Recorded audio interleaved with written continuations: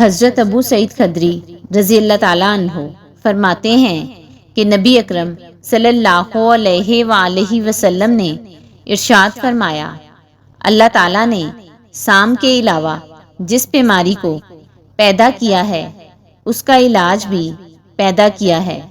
جو جانتا ہے اسی کو پتا ہے، جو نہیں جانتا اس کو کیا پتا۔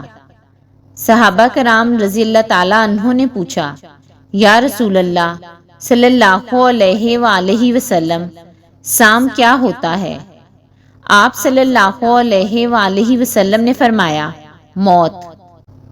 حضرت حکیم بن حزام رضی اللہ تعالیٰ عنہ سے مروی ہے کہ انہوں نے عرض کیا، یا رسول اللہ صلی اللہ علیہ وآلہ وسلم، ہم جو دم کرواتے ہیں اور جو دوائیں لیتے ہیں، کیا ان کی وجہ سے تقدیر بدل جاتی ہے؟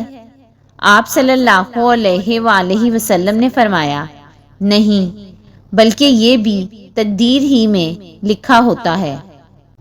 حضرت عبداللہ رضی اللہ تعالیٰ عنہ فرماتے ہیں کہ نبی اکرم صلی اللہ علیہ وآلہ وسلم نے ارشاد فرمایا، دو چیزیں باعث شفا ہیں، ان کو لازمی استعمال کیا کرو، شہد اور قرآن کریم۔